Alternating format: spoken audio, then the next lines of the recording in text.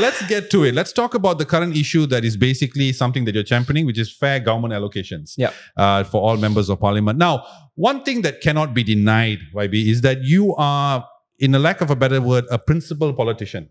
You fight for principles and you're very principled in your moves. I've seen it. You left Pakatan Harapan Coalition to protest the conditional discharge granted to Datuk Sri Zaid Hamidi.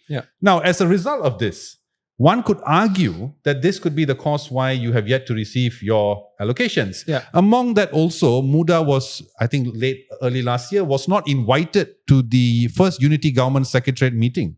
And then after that, you have also lamented the continuous delay to the Tunku Makuta Ismail Youth Centre project.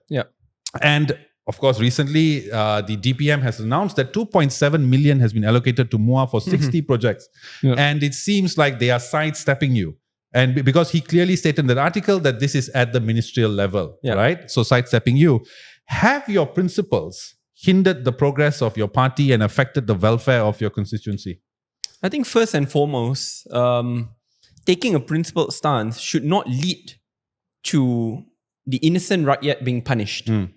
And this is not only something which involves Muar, but it is of a national policy which is regressive, where members of parliament who give blind support to the government will be given 20 million in one term, while those in opposition will immediately be stripped of 20 million of important constituency allocations.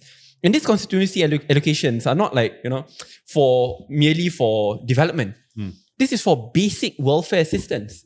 If you're old and you need a wheelchair, if you come from an underprivileged family and you need a monthly food bank, these are all things which are cut off on the basis of political support, which I believe is truly unprincipled and unethical. But above and beyond that, I mean, if you look at many other developed countries, and Malaysia should always aspire to be the best. If you look at many other developed countries, whether you are in government or opposition, the constituency allocations are distributed equally. And that shows how that country wants to create a system of check and balance to ensure that the opposition can play a role and the government can govern well. And I think that's what a symbol of a mature democracy is all about. I mean, when you look at the debates in parliament, often you'll see people saying, oh, the opposition could do better. The opposition should debate with facts and figures. However, what many people do not know is that when you are in government, you can hire so many different officers. You can have researchers, speech writers, etc. But once you're in opposition, with zero allocation, you are expected to open up your own service center using your own money. Above and beyond that, you will need to hire many different staff using your own pocket money as well. I mean, even if you spend 100% of your monthly salary given to you as an MP, it is still not enough, because the fact of the matter is you need to rent out your service center, you need to hire 3 to 4 staff to ensure that your service center can operate fully.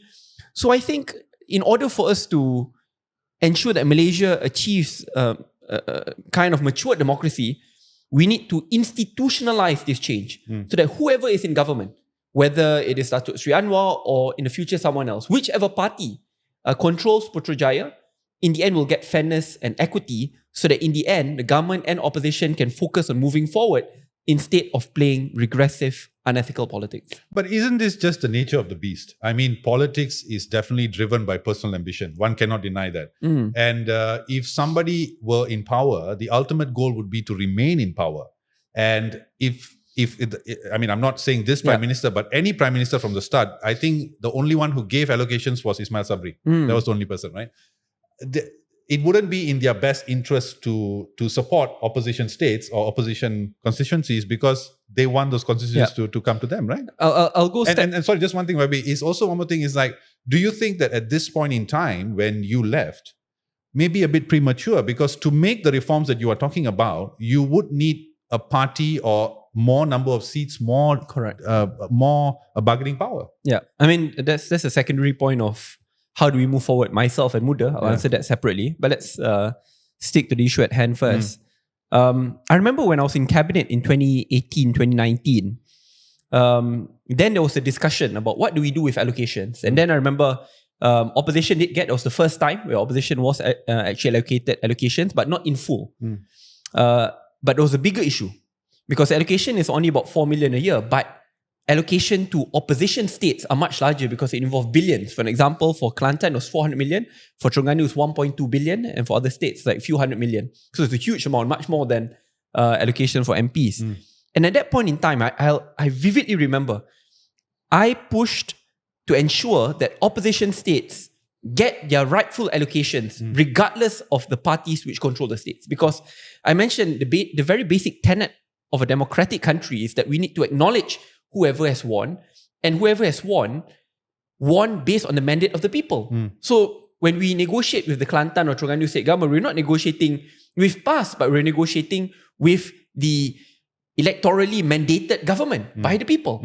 And then I remember there were a lot of pushbacks in cabinet at that point in time saying, no, I mean, Saddiq, you're very naive. If you do this and in the end, you're just supporting one party. I said, what does that mean? I mean, we must aspire to be better. Since when are we replicating the old UMNO model by punishing opposition states, which you opposed when you were in opposition? And I was quite happy then because in the end, we got our way and we allocated it directly to the states. And it started then. I remember then I pushed for MPs to get equal allocations. So I said, if we could do this at the state level, we should also do this at an MP level as well to ensure that there is equity. Then government changed. I think Sheraton move happened, which I obviously disagree. And then I remember at that point in time, allocations were cut off. And I remember the very same MPs or the very same ministers who are here today said that is cruel, it is unjust, it is unfair. But today when they're in power, they shut their eyes and ears as if, past injustice done under us is okay. But if it's done under someone else, it is not okay. I think now it's worse because you mentioned just now it's only Ismail Sabri. Back then, we gave some allocations. When it was under Tan Sri Muhyiddin Yassin, it was 300,000 ringgit. Under Ismail Sabri, it was equal allocations. Today, it's zero.